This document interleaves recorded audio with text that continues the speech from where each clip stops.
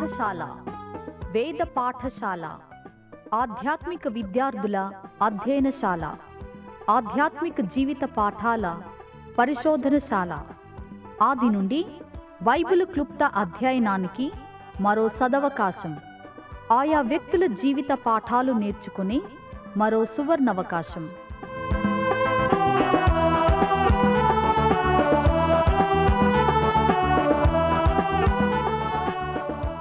వినండి వేద పాఠశాల నూతన వర్తమానాలు.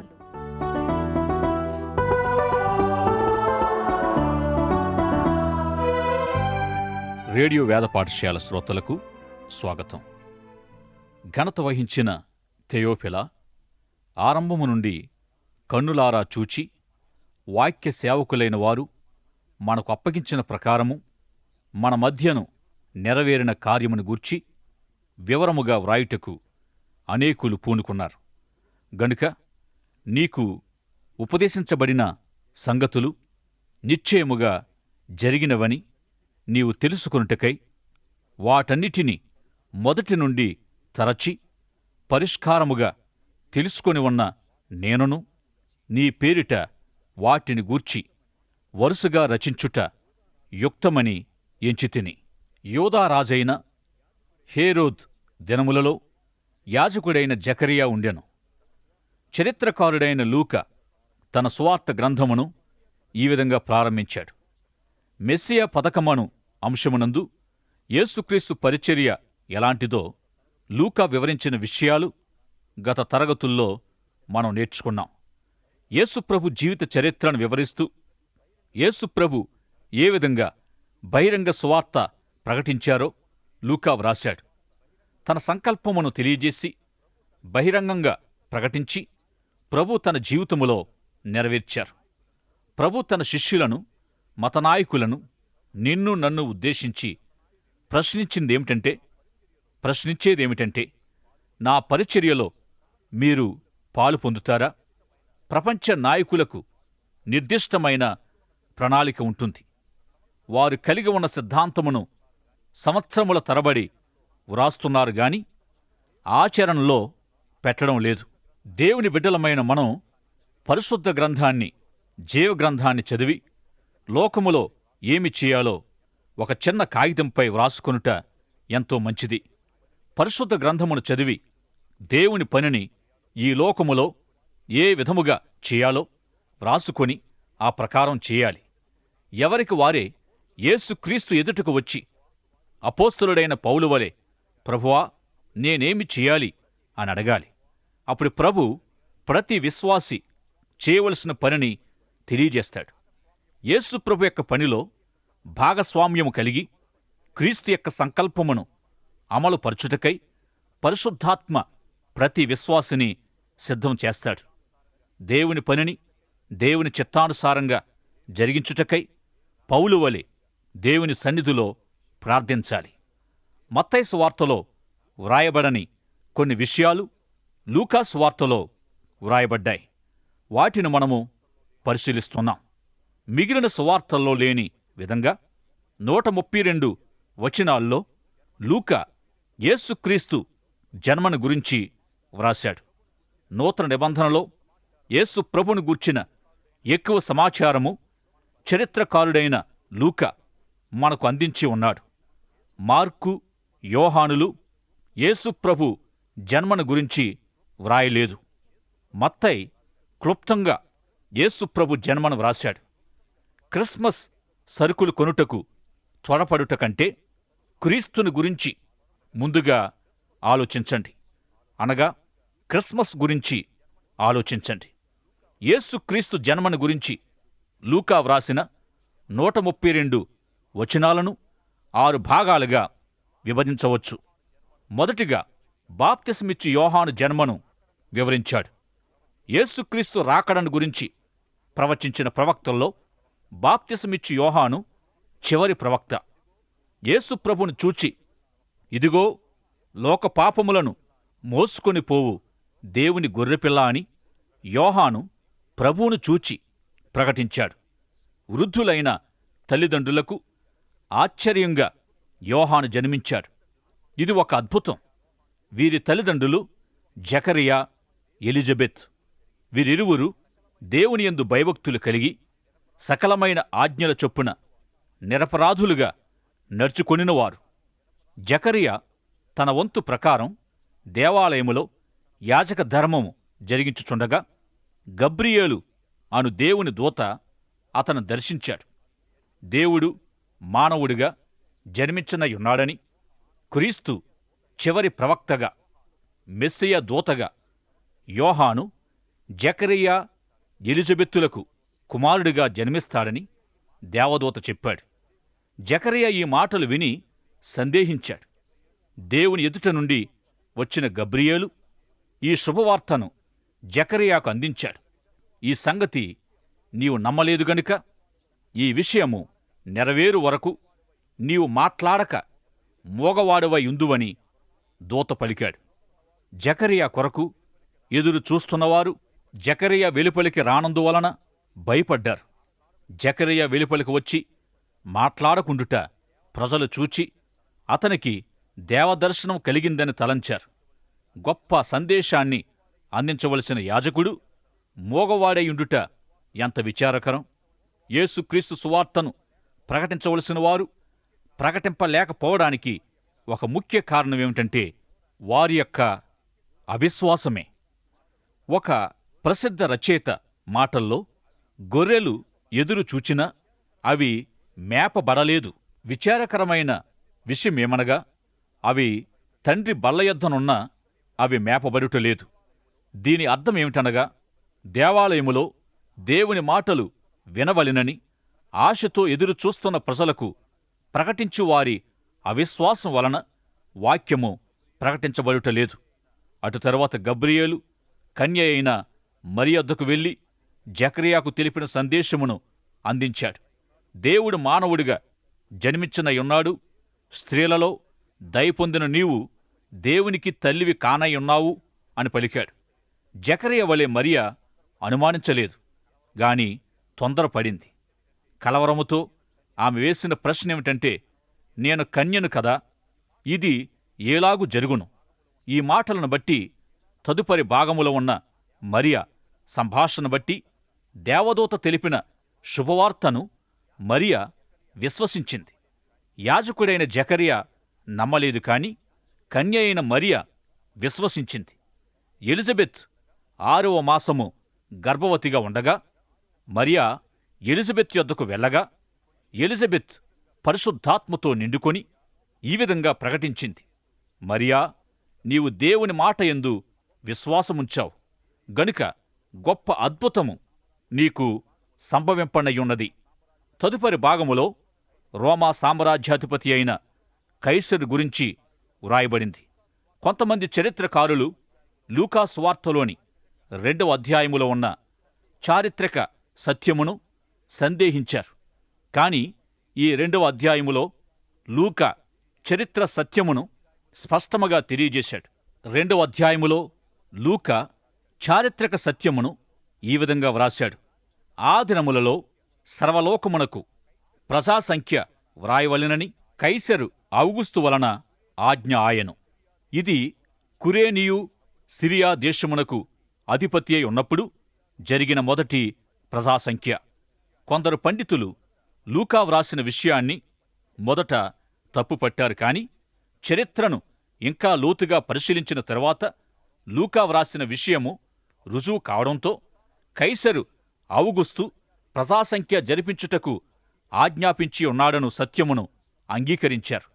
లూకా వ్రాసిన చారిత్రక సంఘటన ఖచ్చితమైనదని రుజువు చేశారు. తన పరిపాలన క్రిందనున్న ప్రజలందరి జనసంఖ్య వ్రాయబడవలెనని, అందువలన ప్రతివారు తాము పుట్టి పెరిగిన స్వస్థలమునకు వెళ్ళవలెనని చక్రవర్తి ఆజ్ఞాపించాడు. అందువలన ప్రజలు ఒక ప్రాంతము నుండి మరి ఒక ప్రదేశమునకు, అనగా తాము పుట్టిన ప్రదేశమునకు వెలుట వలన రవాణా సౌకర్యములు అంతగా లేని ఆ దినాల్లో ప్రయాణికుల రద్దీ ఎక్కువయింది. వారు ఆ విధంగా వారి స్వస్థలానికి వెళ్లి పన్ను చెల్లించాలి. రాజు ఈ విధమైన ఆజ్ఞను జారీ చేయుట దేవుని ఏర్పాటు. మీకా గ్రంథము 5వ అధ్యాయము 2వ వచనములో మెస్సియ బెత్లెహేములో జన్మిస్తాడని ప్రవచనము వ్రాయబడింది. అప్పటికి మరియ ఉత్తర ఇశ్రాయేలు ప్రాంతమైన నజరేతులో ఉన్నది. మీకా 5వ అధ్యాయము 2వ వచన ప్రవచనమును నెరవేర్చుటకై ఆమె బెత్లెహేమునకు నడిపించబడింది. నజరేతు నుండి బెత్లెహేము ప్రయాణము చేయాలంటే దాదాపు ఇశ్రాయేలు ప్రాంతమంతా పయనించాలి.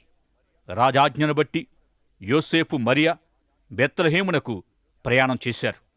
ప్రవచన నెరవేర్పునకై దేవుడు రాజుచే ఆజ్ఞను జారీ చేయించాడు. ఈ విధంగా యేసుప్రభు బెత్లెహేములో జన్మించాడు.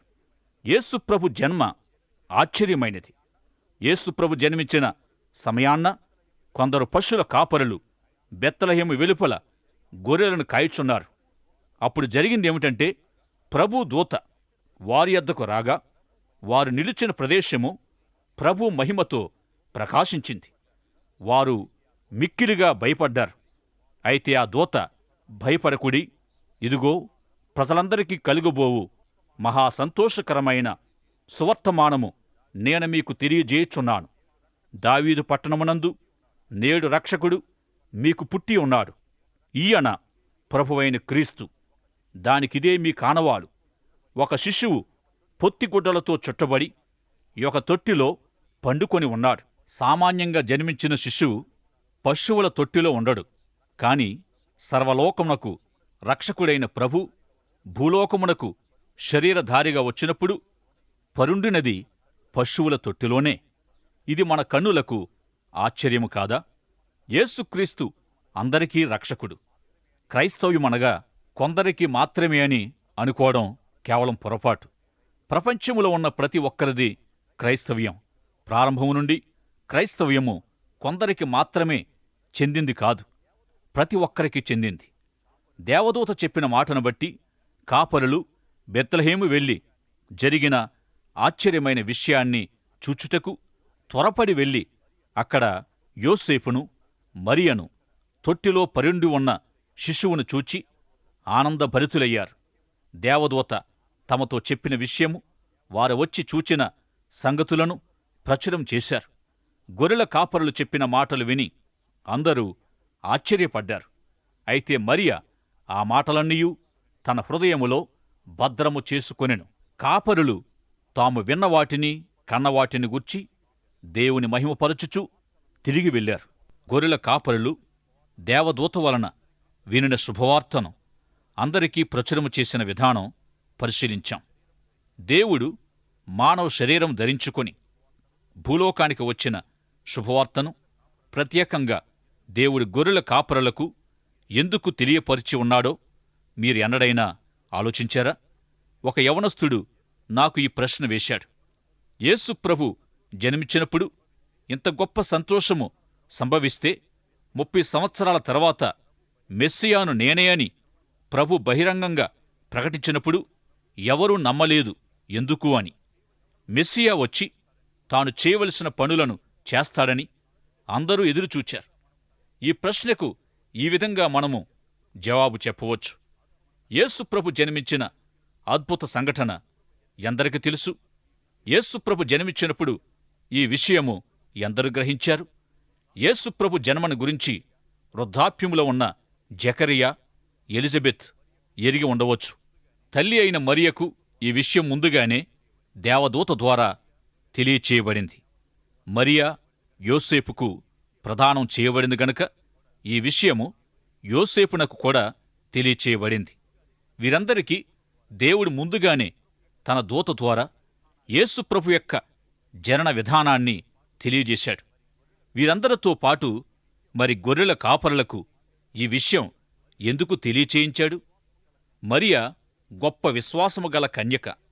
స్త్రీలలో ఆమె దేవుని దయను బహుగా పొంది ఉంది. దేవుని వలన బహుగా ఆమె దీవించబడింది. అద్భుతమైన జన్మను గురించి తనకు చెప్పబడగా మరియ విశ్వాసముంచింది. జరిగిన విషయాలన్నిటినీ తన హృదయములో భద్రము చేసుకుంది. గొర్రెల కాపరులకు దేవదూత యేసుప్రభు జన్మను గురించి వివరింపగా వారు ప్రభువును చూడకముందే క్రిస్మస్ శుభ సందేశమును అందరికీ ప్రకటించాలని ఆశపడ్డారు. బెత్లెహేము వెళ్ళి ప్రభువును చూచేంతవరకు, బెత్లెహేము నుండి తిరిగి వచ్చినప్పుడు కాపరులు తాము వినిన చూచిన శుభ సందేశమును అందరికీ ప్రకటించారు. ఈ కారణము చేతనే క్రిస్మస్ శుభవార్తను దేవుడు గొర్రెల కాపరులకు తెలియపరిచాడు. క్రిస్మస్ శుభ సందేశమేమనగా, దేవుడు మానవ రూపములో భూలోకానికి చారిత్రక పురుషుడిగా జన్మించుట. అందుకే మానవ చరిత్ర క్రీస్తు పూర్వము, క్రీస్తు శకము అని విభజించబడింది. యేసుప్రభు జన్మ మానవ చరిత్రలో మహోన్నతమైన సంఘటన.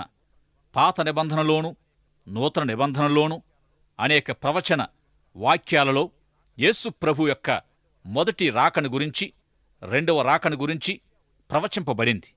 మెస్సియా వచ్చి ఏమి చేస్తాడో యెషయా గ్రంథము 61వ అధ్యాయములో వ్రాయబడింది. ఈ ప్రవచన భాగములో మెస్సియా మొదటి రాకడ మాత్రమే గాక రెండవ రాకను గూర్చి కూడా వివరించబడింది. అందువలననే యేసు ప్రభు గ్రంథపు చుట్టను తీసుకుని చదివి మధ్యలో చదువుట ఆపి మందిరపు అధికారికి గ్రంథపు చుట్టను తిరిగి ఇచ్చివేశారు. దేవుడు ప్రతీకారము జరిగించు సంగతులను యేసు ప్రభు చదువుచూ వెళ్ళలేదు. దేవుడు ప్రతిదండన జరిగించు సమయాన్న పరిస్థితులు చక్కదిద్దబడతాయి. దేవుడు జోక్యం చేసుకునుట వలన మానవ చరిత్ర ముగింపబడునని లేఖనము తెలియజేస్తుంది. దేవుడు భూలోకానికి మరొకసారి వస్తాడు. మనము జీవించు ప్రస్తుత కాలము యేసుప్రభు మొదటి రాకడకు రెండవ రాకడకు మధ్యనున్న కాలము సుమారు 325 పర్యాయములు యేసుప్రభు యొక్క రెండవ రాకను గురించి నూతన నిబంధనలో వ్రాయబడింది. యేసుక్రీస్తు రెండవ రాకను గురించి పత్రికల్లో విశేషంగా వ్రాయబడి ఉంది. ప్రపంచమంతా ఎదురు చూస్తూ ఉన్న, సంఘము నిరీక్షిస్తున్న యేసుప్రభు రానయున్నాడు. మానవుల్లో మంచితనం ఏమీ లేదు. గత చరిత్ర వలన మానవుడు నేర్చుకున్నది కూడా ఏమీ లేదు. మానవుడు నమ్మిన సిద్ధాంతము ఏమైనా అందరూ కీడు వెంబడి కీడును, కీడు తర్వాత అధిక కీడును చేయుచు ఎంతగానో చెడిపోతున్నారు. మానవుల వలన చెడిపోయిన ఈ సమాజం మానవుని ప్రయత్నాల వలన ఎన్నడూ బాగుపడదు. దేవుడే మానవులను బాగుచేయగలడు. లేఖనముల ప్రకారం సంఘము నిరీక్షించుచున్నట్టుగా, ప్రపంచము ఎదురుచూస్తూ ఉన్నట్టుగా యేసుప్రభు రెండవసారి వచ్చి మానవులకు క్షేమాన్ని దయచేస్తాడు. ప్రపంచం ఎదురుచూస్తున్న శుభ నిరీక్షణ యేసుక్రీస్తే. యేసుప్రభు భూలోకములో జన్మించినప్పుడు ఈ అద్భుత విషయములో పాలు పొందినట్లు దేవుడు కొందరిని ఆహ్వానించాడు. ఈ విషయమై దేవుడు యాజకునికి తెలియచేయగా యాజకుడు నమ్మలేదు. యాజకుడు నమ్మనందున జరగవలసిన సంభవము ఆగిపోలేదు గాని యాజకుని నోరు మూయబడింది. ప్రియ సోదరుడా, సోదరి, ప్రభు రెండవ రాకడను నీవు నమ్ముచున్నావా? యేసు ప్రభు యొక్క రాకడ కొరకు ప్రపంచమంతా ఎదురు చూస్తున్నదని నీవెరుగుదువా? యేసుప్రభు రెండవ రాకడ విశ్వాసులు కనిపెట్టి ఉన్న శుభ నిరీక్షణ అని నీవెరుగుదువా?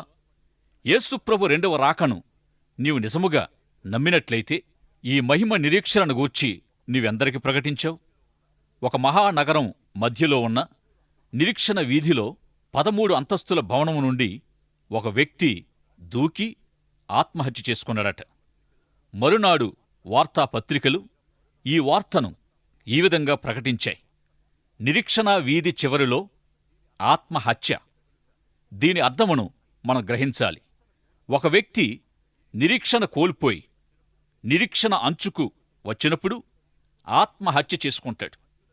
నిరీక్షణ వీధి అంచునకు వచ్చిన వారిని మనము అనుదినము ఎంతో మందిని చూస్తూ ఉంటాం.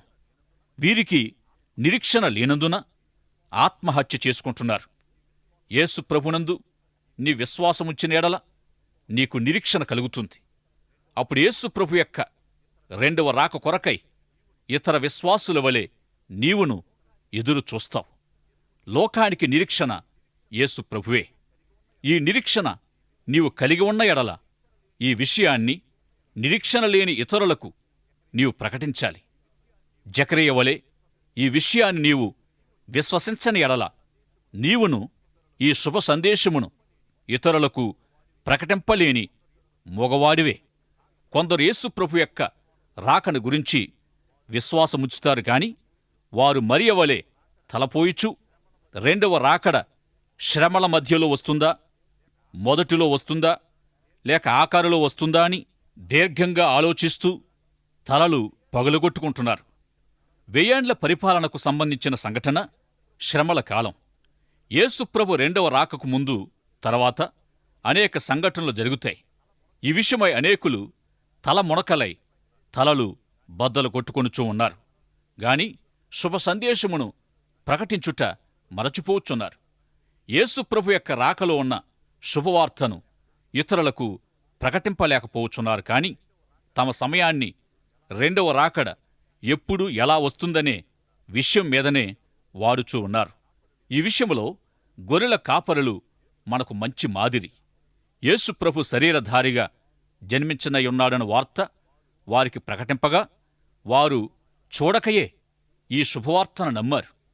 వారు నమ్మిన విషయాన్ని అందరికీ ప్రకటించారు. మనం చేయవలసింది కూడా ఇదియే. జకరియా వలె మోగవారిమి కాక మన ఎదుట ఉన్న మహిమ సువార్తను మన చుట్టుప్రక్కల ఉన్నవారికి ప్రకటించుట మన బాధ్యత అని గుర్తించాలి. ఈ విషయములో గొర్రెల కాపరుల వలె మనముందాం. ఈ అధ్యాయములో మరి 2 అంశాలు ఎంతో ఆసక్తికరమైనవి. ఈ లేఖన భాగములో వృద్ధాప్యంలో ఉన్న సుమియోను, అన్న అను వారి విషయం వ్రాయబడింది. శిశువుగా ఉన్న యేసు ప్రభువును తీసుకుని యోసేపు మరియ దేవాలయమునకు వెళ్లారు. ఆ సమయములో దేవాలయములో వృద్ధుడైన సుమియోను ఉన్నాడు. మెస్సియాను తాను కన్నులారా చూచువరకు మరణించనను విషయం సుమియోనుకు తెలుసు. దేవాలయమునకు తీసుకుని వచ్చిన యేసుప్రభువును తన చేతుల్లోనికి తీసుకొని, నాథా, ఇప్పుడు నీ మాట చెప్పున సమాధానముతో నీ దాసుని పోనిచ్చుచున్నావు అని పలికాడు. మీరే యేసుప్రభు తల్లి అయ్యుంటే మీరెంతగా సంతోషించేవారు. దేవాలయమును విడివక ఉన్న అన్న అను ఒక విధవరాలు ఉన్నది. 84 సంవత్సరాలు విధవరాలయుండి దేవాలయమును విడివక ఉపవాస ప్రార్థనలో ప్రభువును స్తుతించుచు విమోచకుని కొరకు కనిపెట్టుకుని ఉన్న ఈమె విమోచకుని రాకను గురించి అందరకు ప్రకటించేది. ఇరువురు దేవుని యందు భయభక్తులు కలిగి దేవుని కొరకు ఎదురు చూచుచు ప్రభు మొదటి రాకను గురించి ఇతరులకు చెప్పేవారు. యేసుప్రభు రెండవ రాక కొరకై వీరువలే మీరు ఎదురు చూస్తూ ఉన్నారా? ఒలీవ కొండపై నుండి యేసుప్రభు తన రెండవ రాకను గురించి వివరించారు. యేసుప్రభు ప్రకటించిన సందేశమును నీవు నమ్ముచున్నావా? విశ్వసించిన ఎడల యేసుప్రభు రాకను గురించి నిరీక్షణ లేని వారికి ప్రకటించుచున్నావా? ఆ విధముగా లేని ఎడల యేసుప్రభు ఎప్పుడు ఎలా వస్తాడనే విషయాన్నే ఆలోచిస్తూ సమయాన్ని వృధా చేస్తూ యేసుప్రభుని గురించి ఎవరికీ చెప్పలేని వ్యక్తిగా నీ ఉన్నావేమో. మనమందరము సుమియోను వలె, ప్రవక్త్రి అన్నవలే, గొర్రెల కాపరుల వలె ఉందాం. మనము విశ్వసించిన సత్యమును, మహిమతో కూడిన నిరీక్షణను ప్రతి ఒక్కరికి ప్రకటిద్దాం. ప్రభు రాజ్యాన్ని విస్తరింపచేద్దాం. ప్రభు అటువంటి కృప మనకందరకు దయచేయునుగాక. ప్రార్థన చేసుకుందాం. ప్రేమగలిగిన మా ప్రియ పరలోకపు తండ్రి, మీ ప్రియకుమారైన యేసుక్రీస్తును 2000 సంవత్సరాల కిందట ఈ లోకానికి పంపించిన ఆ మొదటి రాకను గూర్చి గొలలవలే, దూతలవలే మేము అనేకులకు ప్రకటించడానికి, సుమియోను వలె, ప్రవక్త్రి అన్నవలే మీ యొక్క రెండవ రాకను గురించి నిరీక్షించడానికి, అనేకులను మీ రాక కొరకై సిద్ధపరచడానికి మాకు కావలసిన మీ కృపను ప్రసాదించుమని మా కొరకై అతి త్వరలో రానయుంటున్న యేసు నామములో ప్రార్థిస్తున్నాము పరమతండ్రి. ఆమేన్. మీరింతవరకు రోమా పత్రికలో రక్షణ అవసరతకు సంబంధించిన అంశాలు, విశ్వాసము, నీతి, క్రీస్తు ప్రేమ గురించి, క్రైస్తవ జీవిత విధానము, సేవ గురించి కొన్ని ప్రాముఖ్యమైన సత్యాలు వింటూ ఉన్నారు. నేటి పాఠంలో మీకు ఏ విధమైన సందేహాలు, ఇంకా అర్థం కాని విషయాలున్నా వెంటనే మాకు వ్రాయండి. ఈ సందేశాలు మరింత సులభంగా అర్థం చేసుకోవడానికి సహాయకరంగా ఉండుటకు ఒక ఉచిత బైబిల్ గైడు మీకు పంపించగలం. మా చిరునామా: వేద పాఠశాల, రేడియో విశ్వవాణి, తపాలా సంచి 4, సికింద్రాబాద్ 500017. మా ఇమెయిల్ ఐడి telugu@radio882.com.